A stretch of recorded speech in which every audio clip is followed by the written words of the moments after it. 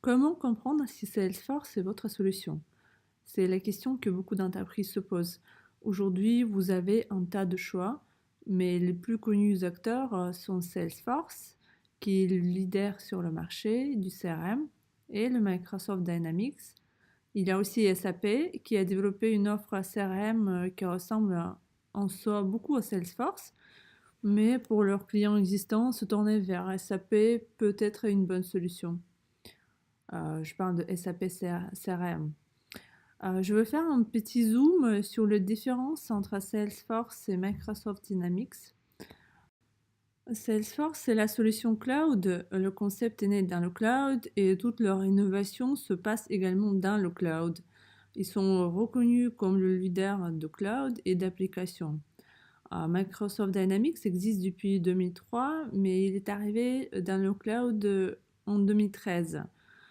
Pour parler des différences, donc Salesforce, il stocke les données dans le cloud et Microsoft Dynamics le fait dans le cloud et localement.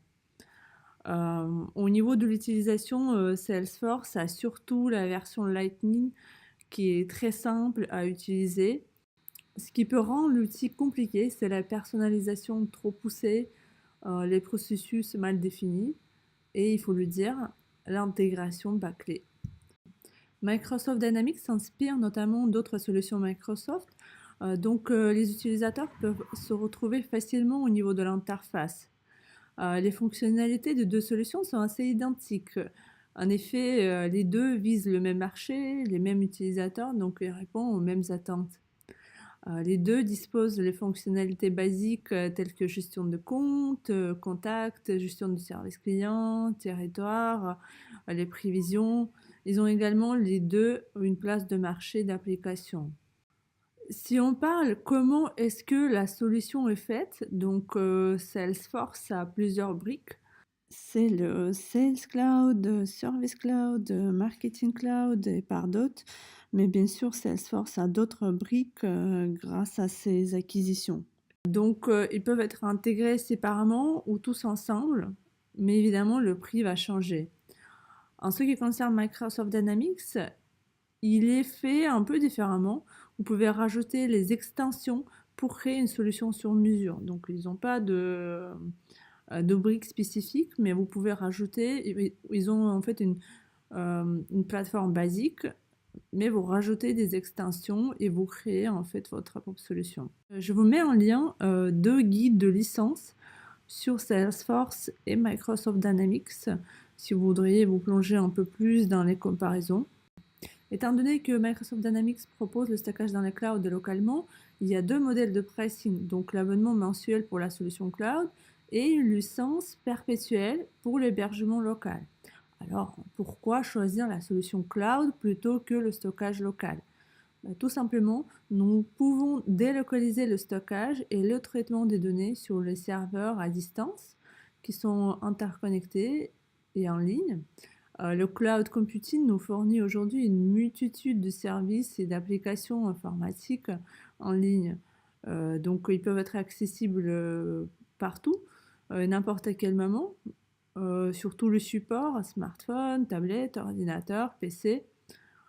Globalement, c'est le service à la demande.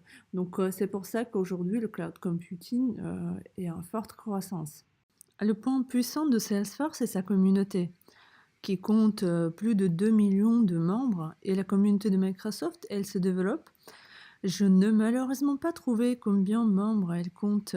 Dans tous les cas, à ce jour, il y a bien plus de documentation et d'articles sur Internet pour Salesforce que pour Microsoft Dynamics. Ici, vous pouvez voir la communauté de Salesforce. Vous pouvez poser les questions, vous pouvez trouver la réponse sur les questions qui étaient déjà posées. En général, la communauté réagit assez vite.